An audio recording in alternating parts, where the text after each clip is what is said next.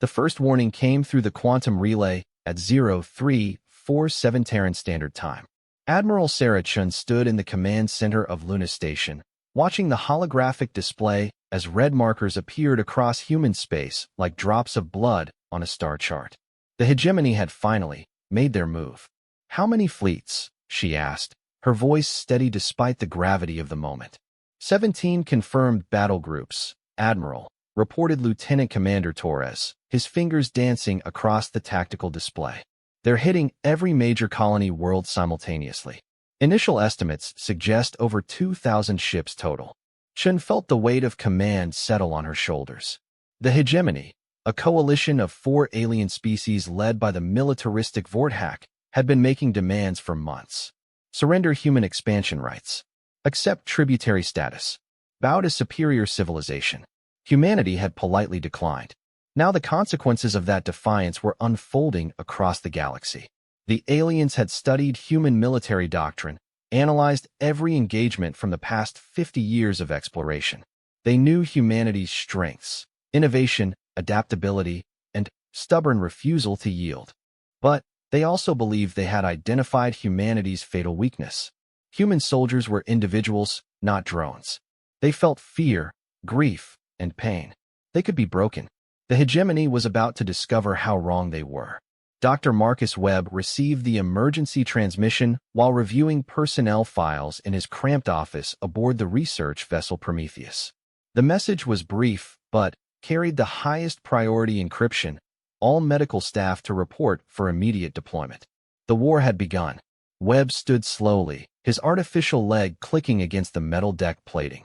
At 63, he was older than most active duty personnel, but his expertise in battlefield medicine made him invaluable. More importantly, he understood something about human resilience that the aliens couldn't comprehend. He had seen it firsthand during the Titan mining rebellion, when corporate security forces had tried to break striking workers through psychological warfare. He had witnessed it during the Mars colony disaster, when civilians had endured months of isolation while rescue ships fought through solar storms. Humanity didn't break the way other species expected. The intercom crackled to life throughout the ship. "All personnel, this is Captain Rodriguez. As of 20 minutes ago, humanity is at war with the Hegemony Coalition. We have been ordered to rendezvous with the Third Fleet at coordinates that will be transmitted to department heads.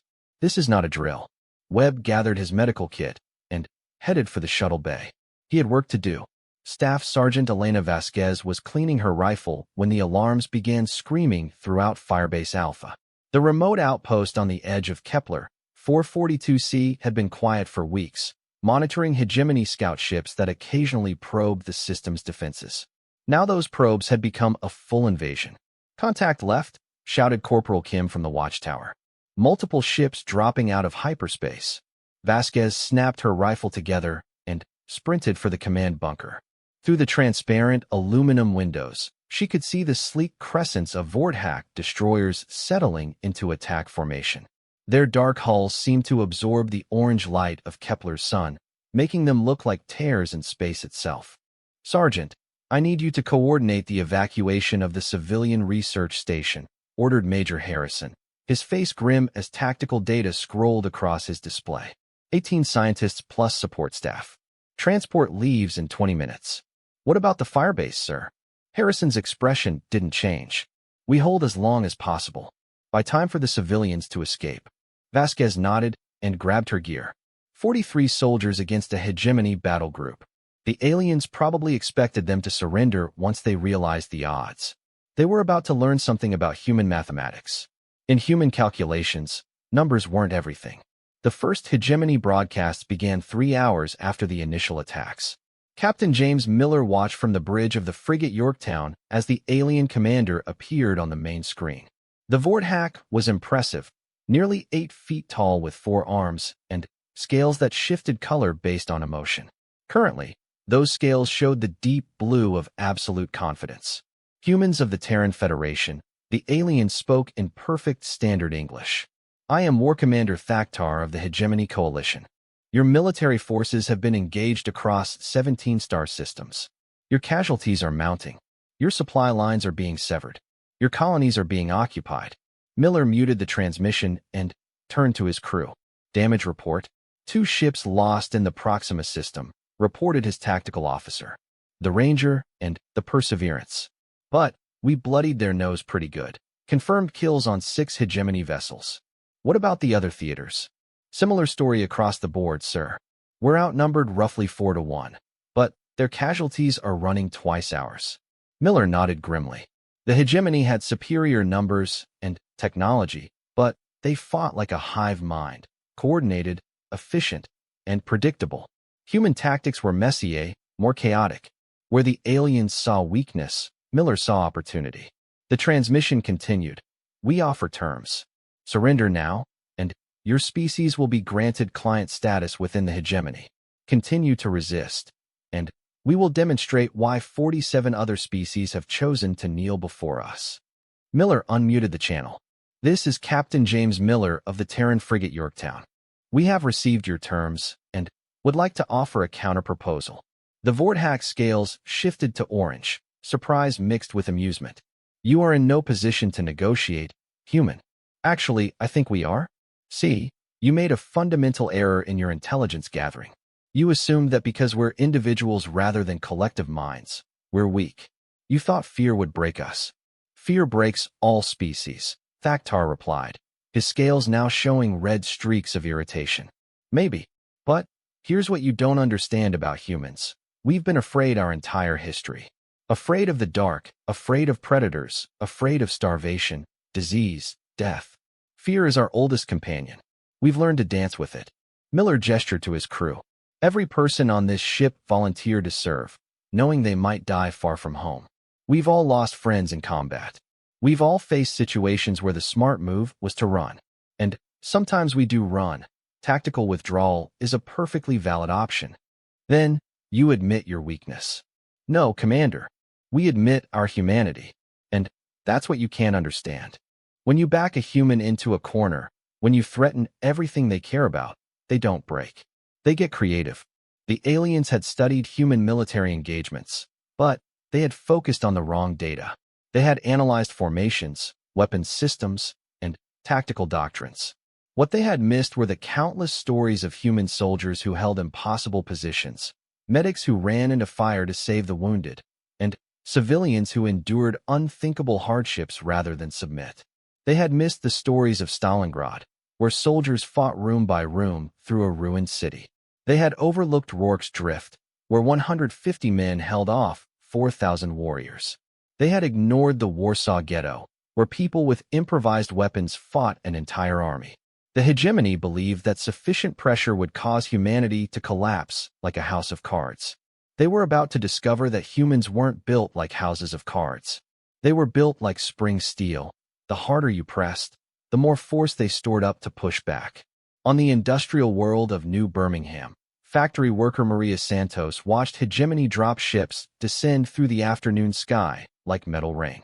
The planetary defense grid was already gone, overwhelmed by the alien fleet. Surrender broadcasts were playing on every public channel. But Maria had grown up hearing stories from her grandfather, who had fought in the water wars on Earth.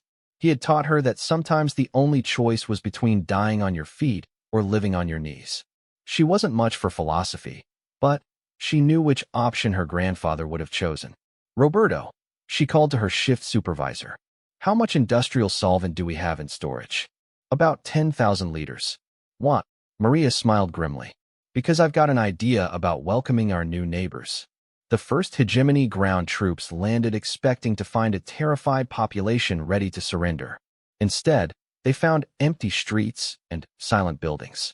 It took them 6 hours to realize that the humans hadn't fled. They had gone to ground. The hegemony had conquered 47 species across 200 years of expansion. They had studied human psychology, analyzed human weaknesses, and planned accordingly. They knew humans were fragile compared to most sentient species. They knew human weapons were inferior to hegemony technology. They knew human ships were outnumbered and outgunned. What they didn't know was that humans had spent 10,000 years learning how to fight when everything was against them. They didn't know about the Spartan 300, who held off an army at Thermopylae. They didn't know about the Alamo, where defenders fought to the last man rather than surrender. They didn't know about the resistance fighters who had hidden in forests and mountains and sewers, making life hell for occupying armies across human history. The hegemony was about to receive a comprehensive education in human warfare, and the tuition was going to be paid in blood. Dr. Webb stood in the medical bay of the hospital ship Mercy, preparing for the casualties that would soon flood through their doors. Around him, nurses and medical technicians checked equipment with the quiet efficiency of professionals who had trained for this moment their entire careers. "Doctor," called Nurse Patterson from the communications station. "We're receiving a transmission from the surface of New Birmingham. Medical assistance requested for hegemony casualties." Webb paused in his preparations. "Hegemony casualties?" "Yes, sir. Apparently, the local resistance has been using improvised chemical weapons. Alien physiology is reacting badly to compounds that would only cause mild irritation to humans." Webb nodded thoughtfully. The aliens had studied human military capabilities, but they had probably overlooked human industrial chemistry. Most species had evolved past the need for the kind of harsh chemicals humans used in manufacturing. "Prep emergency treatment protocols," he ordered, "and contact the Surface Command. Tell them Dr. Webb is available for consultation on human biochemistry." If the aliens wanted to occupy human worlds, they were going to learn about human hospitality. The hegemony had made their first mistake when they assumed fear would break human resistance. They were about to make their second mistake by underestimating human ingenuity. And somewhere in the depths of space, veteran soldiers who had been recalled from retirement were dusting off old skills and preparing to remind the galaxy why humans had never been conquered. The war was just beginning. Colonel Patricia Razor Kowalski had been tending her garden when the recall order arrived. At 72, she had earned her retirement after 40 years of service that included 3 colonial wars and the infamous Asteroid Belt Campaign. Her hands, scarred from countless battles, had grown gentle, nurturing tomatoes and roses on the agricultural world of Haven. The garden would have to wait. "Ma'am, this is General Morrison." The holographic projection stood in her living room, looking distinctly uncomfortable. "I know we promised you were done, but..." "Skip the apologies, General," Razor interrupted, already moving toward her closet where her old gear waited in vacuum-sealed storage. "How bad is it?" "Bad. The hegemony has occupied 7 systems. They're using human civilians as shields, forcing our regular forces into impossible tactical situations. We need someone who remembers how to fight dirty." Razor pulled out her old combat armor, running weathered fingers over plates that had stopped more kinds of alien weapons than most soldiers would ever see. "What's my command?" "Volunteers only. Veterans from the Belt Wars, the Proxima Conflict, anyone with experience in asymmetric warfare. Call sign Lazarus Battalion." "Lazarus," she repeated, testing the word. "Rising from the dead. Something like that. Can you do it, Patricia? Can you put the old team back together?" Razor looked out at her garden one last time, then began strapping on armor she had hoped never to wear again.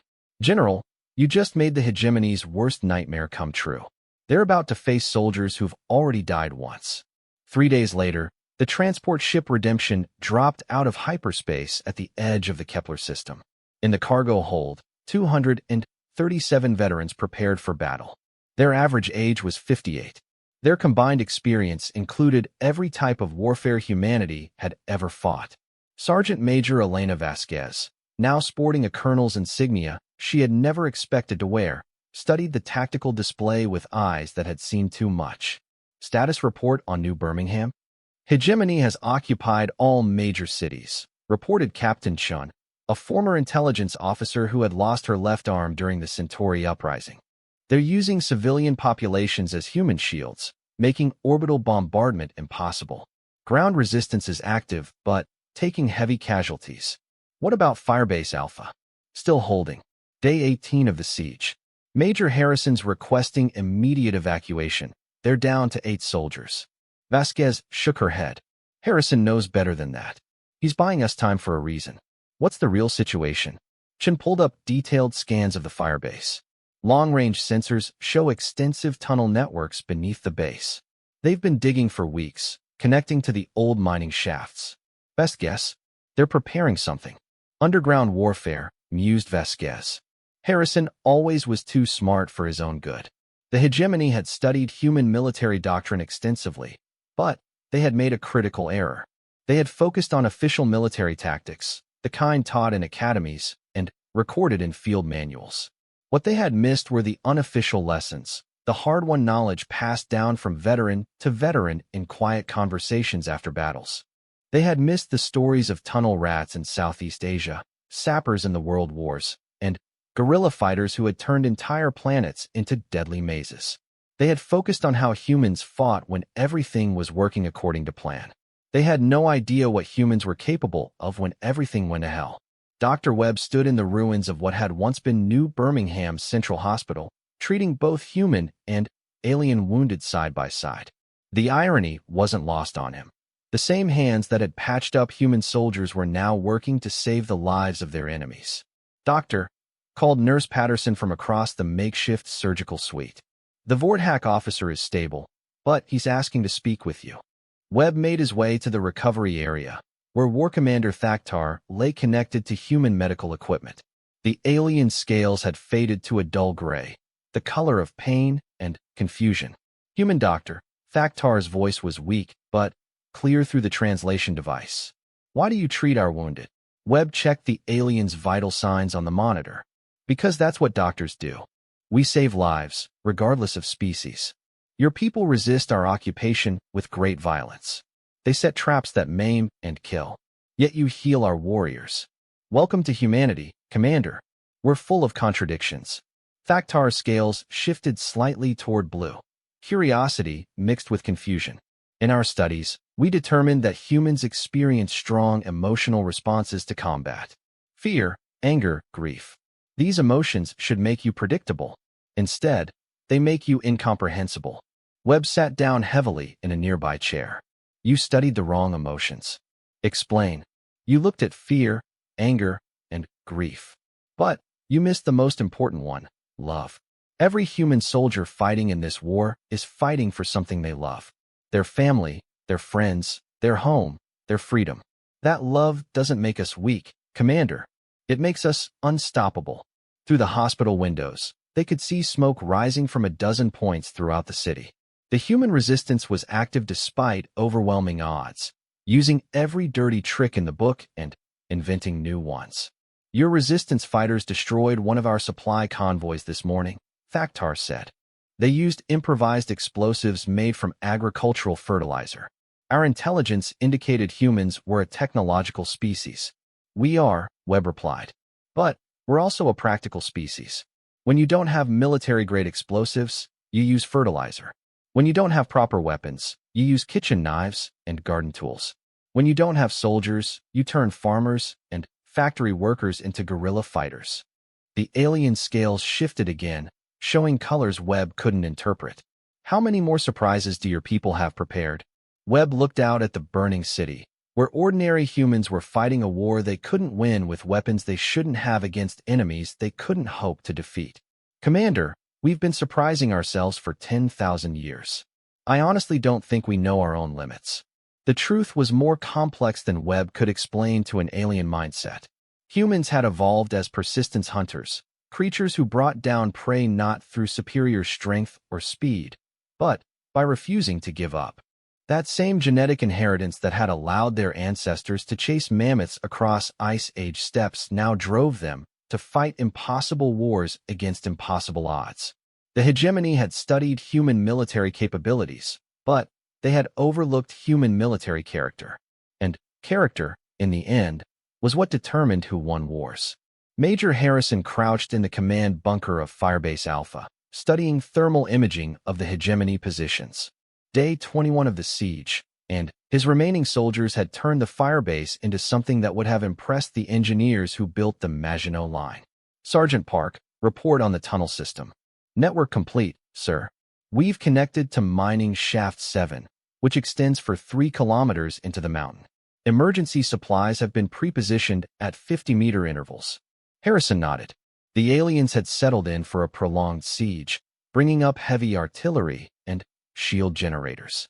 They clearly believed that superior firepower would eventually force the humans to surrender. They had no idea what was waiting for them in the dark. Communications. Do we have contact with Lazarus Battalion? Yes, sir. Colonel Kowalski confirms insertion in 6 hours. She requests that you maintain current positions until then. Roger that. Harrison turned to address his remaining soldiers, 8 men and women who had held off an army for 3 weeks. Ladies and gentlemen, the cavalry is coming. But they're not coming to rescue us. They're coming to join us. Sir? Asked Corporal Kim, confusion evident in her voice. The hegemony thinks they have us trapped in this firebase. What they don't realize is that we've been digging them a grave. Firebase Alpha had been built on the site of an old mining operation, chosen for its strategic position overlooking the valley approaches. What the hegemony hadn't known was that human military engineers were exceptionally good at reading terrain. The firebase wasn't a fortress designed to withstand a siege. It was bait. For 3 weeks, Harrison's people had been digging, connecting natural cave systems with artificial tunnels, creating a 3-dimensional battlefield that stretched for kilometers underground. They had stockpiled supplies, weapons, and explosives in hidden chambers. They had turned the entire mountain into a weapon. The hegemony had thought they were besieging a fortress. They had actually surrounded themselves with an elaborate trap, staffed by humans who had spent weeks preparing for a very different kind of war. Colonel Kowalski stood in the drop bay of the Redemption, checking her equipment one final time. Around her, the veterans of Lazarus Battalion prepared for a combat drop that would have been considered suicidal by conventional military standards. Remember, she addressed her soldiers over the commnet, we're not trying to win a stand-up fight. We're trying to make the hegemony's occupation so costly they'll want to leave.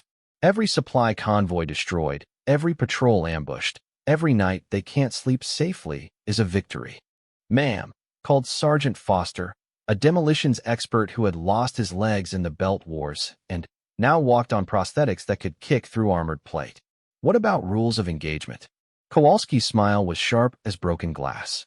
The hegemony opened this ball by targeting civilian populations. Rules of engagement are whatever keeps humans alive and sends aliens home in boxes.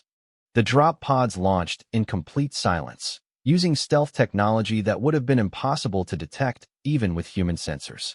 The hegemony's anti-aircraft systems, calibrated for conventional military operations, never saw them coming. 237 pods scattered across New Birmingham like seeds on the wind, each carrying a veteran who had volunteered to return to hell one more time. Maria Santos crouched in the ruins of her factory, watching hegemony patrols through night vision goggles she had improvised from surveillance equipment. For 3 weeks, she had been part of the civilian resistance, using industrial chemistry and maintenance tunnels to make life miserable for the occupying forces. Tonight was different. Tonight, she had help. Maria? The voice came from behind her, speaking in accented English. She turned to see an elderly woman in combat armor that had seen better decades. You're the reinforcements? Colonel Patricia Kowalski, Lazarus Battalion. And you're the industrial chemist who's been poisoning alien water supplies. Among other things, Maria replied. I've also been making explosives from fertilizer and turning maintenance robots into improvised weapons. Kowalski knelt beside her, studying the hegemony positions. What do you know about those patrols? 4 soldier teams, rotating every 6 hours. They've learned to avoid the chemical traps, but they still use predictable routes. Their equipment doesn't work well in humid conditions, and they have trouble seeing in the industrial smoke. Good intel. What do you need to be more effective? Maria thought for a moment. Better explosives, military-grade detonators, and maybe someone who knows how to set up proper ambushes. Kowalski smiled and pulled a device from her pack. Military-grade explosives are my specialty, and I've been setting up ambushes since before you were born. Across the city, similar conversations were taking place as veterans linked up with civilian resistance fighters. The hegemony had prepared for a conventional occupation, using tactics that had worked on 47 other worlds. They had never faced a population where every factory worker was a potential saboteur, every shopkeeper was a potential informant, and every janitor might be carrying enough explosive knowledge to level a building. They had certainly never faced a population backed up by 200 veteran soldiers who had spent decades learning how to make the galaxy's most dangerous species even more dangerous. The war was about to enter a new phase. War Commander Thaktar stood in the command center of his flagship, studying reports that made no tactical sense. For 3 weeks, the occupation of New Birmingham had proceeded according to plan. Human resistance was active but manageable, following predictable patterns of guerrilla warfare. Then, something had changed. Status report. He ordered his tactical officer.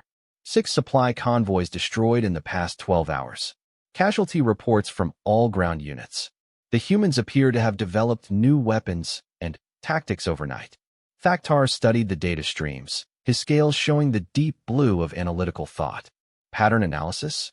No discernible patterns, sir. Attacks are occurring simultaneously across the entire occupied zone, using techniques that appear to be coordinated but don't match any known human military doctrine. Reinforcements. Sensors show no new human ships in the system. No large-scale troop movements. No orbital insertions that we can detect. Thaktar's scales shifted toward orange, the color of unpleasant revelation. 3 weeks ago, they had been fighting civilians and a handful of soldiers.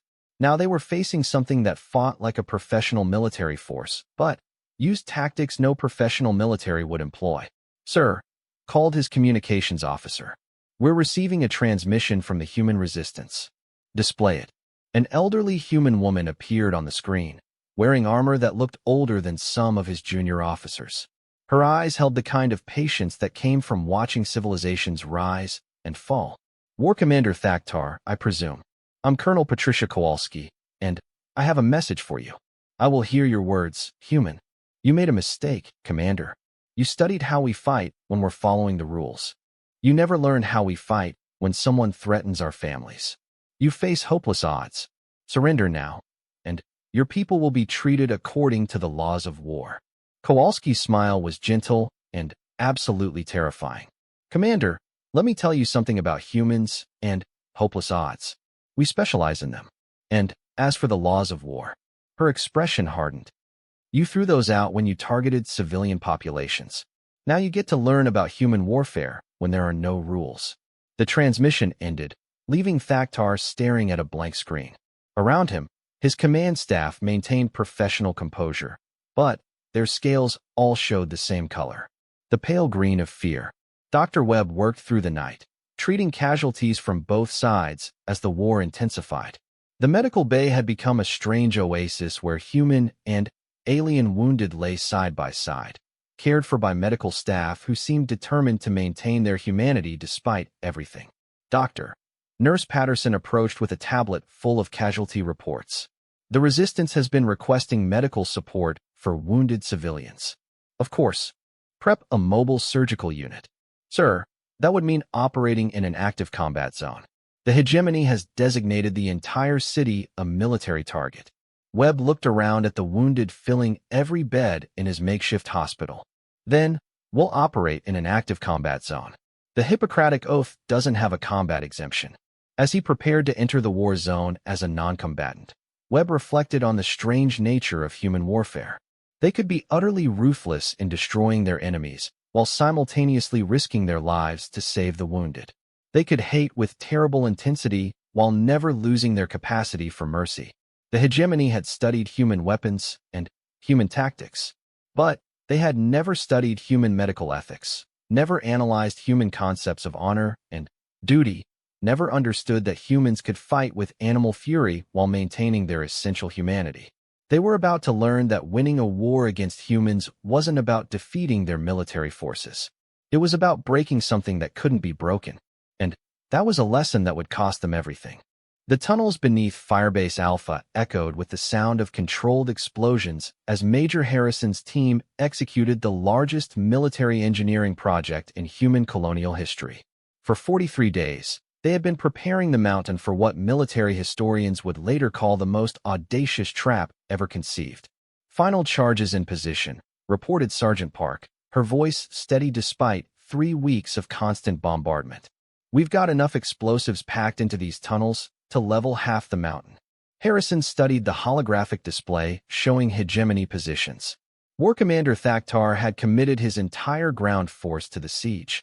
12,000 alien soldiers, hundreds of vehicles, and enough firepower to glass a city. They had surrounded the firebase completely, certain that superior numbers would eventually force the humans to surrender. They had no idea they were sitting on top of the galaxy's largest improvised mine. Communications, confirm Lazarus Battalion is in position. Roger, sir. Colonel Kowalski reports all resistance cells are ready to execute simultaneous attacks across the city. Harrison nodded grimly. The plan was insane, probably suicidal, and absolutely impossible by conventional military standards. It was also exactly the kind of plan that had allowed humans to win impossible wars throughout their history. All units, this is Harrison. Execute Operation Sledgehammer. The mountain exploded. 43 days of careful engineering work detonated simultaneously, turning the entire ridge into a controlled avalanche. Hegemony positions vanished under millions of tons of rock and steel as the carefully placed charges brought down the mountainside in a cascade of destruction. But that was only the beginning. As the hegemony forces struggled to respond to the disaster at Firebase Alpha, Lazarus Battalion executed coordinated strikes across every occupied position on New Birmingham. 200 veteran soldiers, backed by civilian resistance fighters who had learned to fight like demons, hit supply depots, command centers, and communication relays simultaneously. The war changed in a single hour. Colonel Kowalski crouched in the ruins of what had been the hegemony's main command post, watching alien soldiers flee through smoke-filled streets. Around her, veterans who had answered the call one last time moved with deadly efficiency, using tactics that belonged in museums. "Ma'am," called Sergeant Foster, his prosthetic legs carrying him easily over rubble that would have stopped a normal man. Resistance reports successful strikes on all primary targets. Alien command and control is down across the entire occupation zone. Casualties, lighter than expected. Looks like the hegemony never prepared for this kind of warfare. Kowalski wasn't surprised.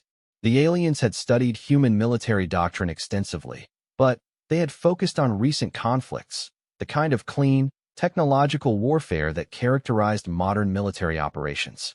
They had overlooked humanity's extensive experience with dirty, desperate, no-rules fighting. They had never studied the Warsaw Uprising, where civilians with improvised weapons had held off a modern army for months. They had missed the lessons of Afghanistan, where mountain fighters had defeated superpowers through sheer stubborn refusal to quit. They had ignored Vietnam, where an agricultural society had outfought the most technologically advanced military in human history. The hegemony had prepared to fight the human military. They had encountered something much more dangerous: human desperation guided by professional expertise. "Orders, ma'am." Kowalski looked out at the burning city, where ordinary people were discovering they could fight back against impossible odds. Consolidate positions and prepare for counterattack. This was just the opening move. Dr. Webb worked frantically in the emergency medical station he had set up in an abandoned school, treating casualties from both sides as the battle raged around him. The building shook regularly from explosions, but his surgical team continued working with the kind of focused determination that came from years of practicing medicine in combat zones. "Doctor," Nurse Patterson called from the communications station. "We're receiving a priority transmission from the hegemony fleet." "Put it through." War Commander Thaktar appeared on the screen, his scales showing colors Webb had never seen before, deep purples and blacks that spoke of profound distress. "Human doctor, I require immediate medical consultation. I'm not a military advisor, Commander. I'm a physician. That is why I contact you. My ground forces are reporting symptoms that make no tactical sense. Soldiers collapsing without apparent injury. Widespread panic among units that have faced no direct combat. Our medical staff cannot explain what is happening." Webb paused in his surgical preparations. "Describe the symptoms." "Difficulty breathing, rapid heartbeat, disorientation, inability to concentrate. Our sensors show no environmental toxins, no chemical weapons, no biological agents." Webb understood immediately. "Commander, your soldiers are experiencing something we call combat stress. Psychological casualties. Impossible. Hegemony warriors are trained to resist mental pressure. Not this kind of pressure. Your people prepared for conventional warfare. The kind where you know who your enemy is, where the front lines are, where the rules apply. Instead, they're facing asymmetric warfare where every civilian could be a combatant. Every building could hide a trap, every moment of quiet could be the calm before an attack. Thaktar's scales shifted through a spectrum of colors that indicated deep confusion. Our studies indicated humans experienced similar stress in combat situations. We do, Webb confirmed. But we've had thousands of years to develop coping mechanisms. We understand that war is hell, so we prepare our soldiers for hell. Your people expected a civilized conflict between military forces. Instead, they're discovering what happens when humans stop being civilized. The truth was more complex than Webb could explain over a combat communication link. Humans had evolved as social predators, capable of extreme violence when their communities were threatened. The hegemony had studied human military capabilities, but had completely misunderstood human psychology. They had seen individual humans as weaker than their collective society. They had failed to realize that when you threatened that society, those individuals became something far more dangerous than any hive mind. They became personally invested in your destruction. Can you treat our casualties? Thaktar asked. Webb looked around at the human wounded filling his makeshift hospital. I'll treat anyone who needs medical care. But, Commander, you need to understand something. The longer this war continues, the worse it's going to get for your people. Humans don't just adapt to warfare, we evolve it. The transmission ended, leaving Webb to contemplate the grim truth. The hegemony had started a war they couldn't win because they had fundamentally misunderstood their enemy. They had seen human fragility and assumed weakness. They had seen human emotion and assumed irrationality. They had seen human individualism and assumed disunity. They had missed the essential truth about humanity. When everything fell apart, humans became more dangerous, not less. Major Harrison stood in the ruins of Firebase Alpha, surveying the aftermath of Operation Sledgehammer. The entire hegemony ground force had been devastated, not by superior technology or overwhelming firepower, but by the simple expedient of dropping a mountain on them. Casualty report, he requested. Confirmed destruction of 80% of enemy ground forces, reported Corporal Kim. Remaining units are in full retreat. We've also received confirmation that Lazarus Battalion has secured all primary objectives in the city. Harrison nodded, then activated his personal communicator. This is Firebase Alpha to any hegemony forces receiving this transmission. I am Major Harrison, Commander of Terran Defense Forces on Kepler 442C. The response came quickly. This is War Commander Thaktar. I am listening, human. I want to discuss terms. There was a long pause. You are in no position to negotiate terms. Despite your recent tactical success, you remain vastly outnumbered. Actually, Commander, I think our positions may have changed. See, you made a critical error in your intelligence gathering. You studied how humans fight when we're trying to minimize casualties and collateral damage. You never studied how we fight when we don't care about the cost. Harrison gestured to his surviving soldiers.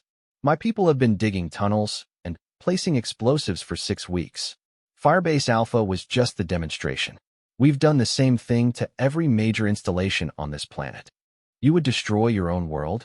Commander, humans invented the concept of scorched earth warfare. We've burned our own cities rather than let enemies occupy them. We've poisoned our own wells rather than let invaders drink from them. If the choice is between losing our home and making it uninhabitable for everyone, we'll choose uninhabitable every time. The silence stretched for nearly a minute before Thaktar responded. What terms do you propose? Complete withdrawal from all human systems, reparations for civilian casualties, and a formal agreement that the hegemony will not interfere with human expansion for the next century. Those terms are unacceptable. We have superior numbers across all theaters of operation. Harrison's smile was grim. Do you, though? Because I've been receiving reports from other systems.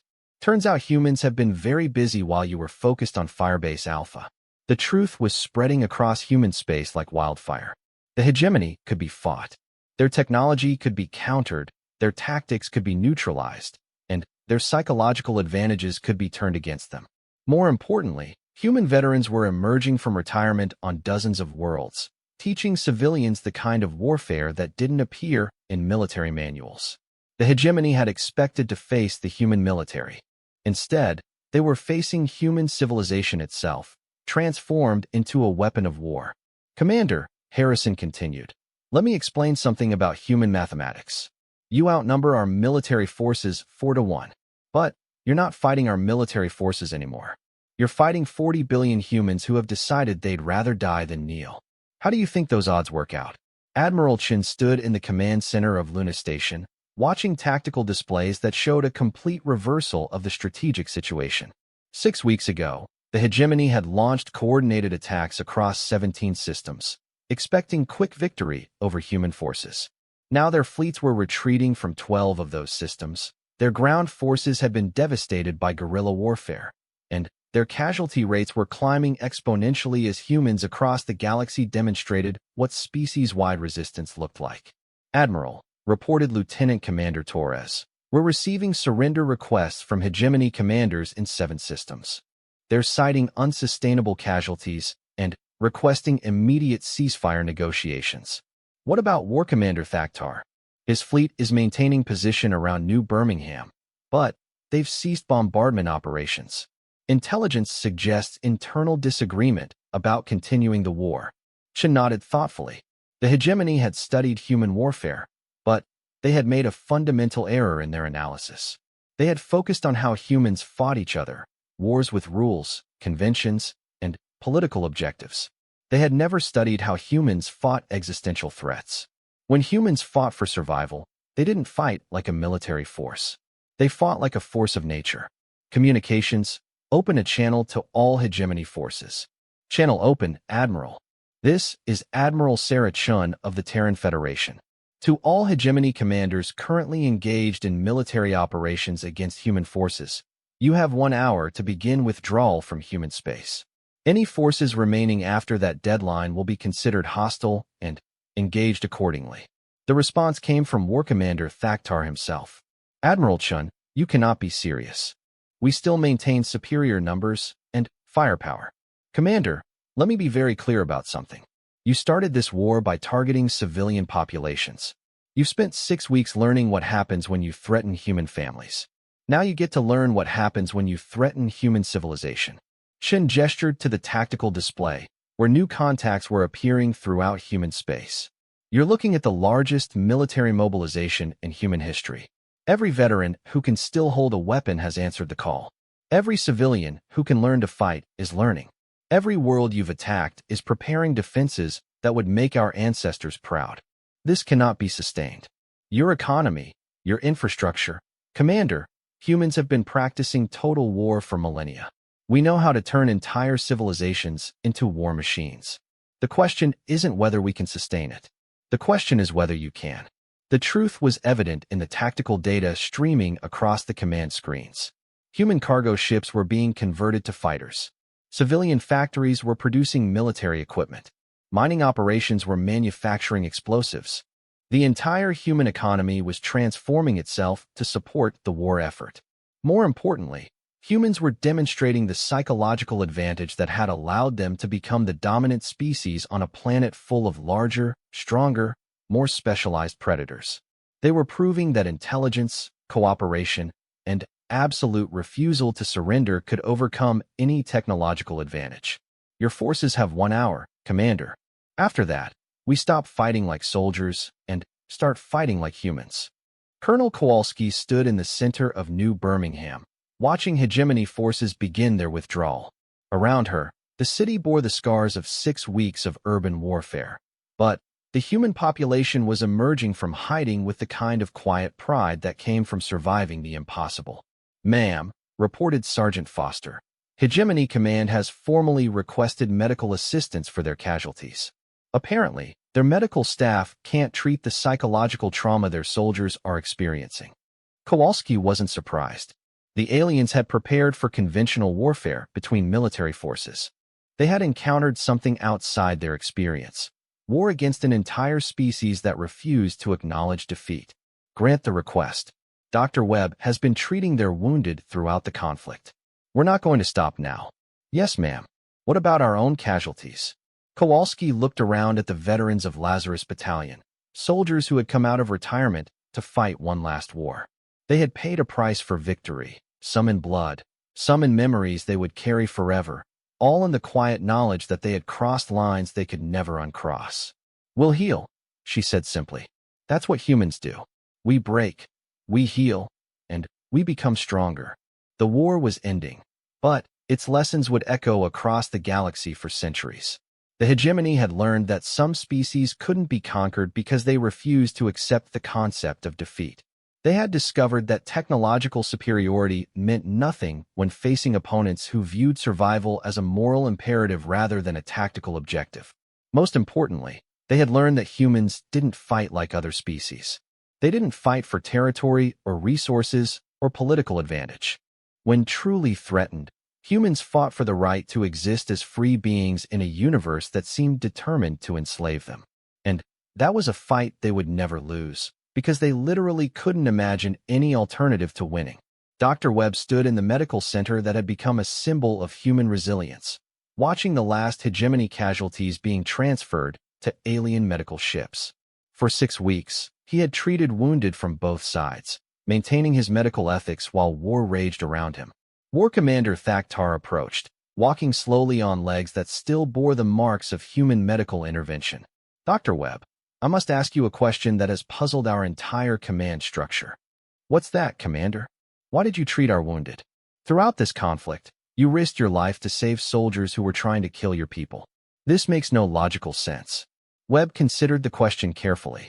Commander, you studied human military doctrine, but you missed something fundamental about human nature. We don't just fight to destroy our enemies. We fight to preserve the things that make us human. I do not understand. If we had refused to treat your wounded, if we had abandoned our medical ethics, we would have won the war, but lost something essential about ourselves. Victory at the cost of our humanity isn't victory. It's just another form of defeat. Thaktar's scales shifted through a complex pattern of colors. Your species is difficult to comprehend. We're full of contradictions, Webb agreed. We can be utterly ruthless in war while maintaining absolute commitment to saving lives.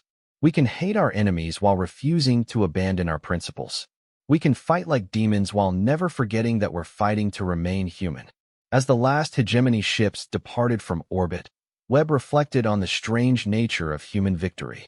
They had won not just through superior tactics or greater determination, but by demonstrating something the aliens couldn't understand: the ability to maintain their essential humanity even in the darkest moments of conflict. The hegemony had thought they were fighting a military force. They had encountered something far more dangerous, a species that could unleash hell without losing its soul. And, in the end, that was the difference between conquest and resistance, between breaking and bending, between a species that ruled through fear and a species that survived through hope. Humans had taught the galaxy a lesson that would not be forgotten. Some things were worth any price, including the right to remain human in a universe that valued only power. The war was over. Humanity had won. But, more importantly, humanity had proven that winning wasn't just about defeating your enemies. It was about remaining worthy of victory.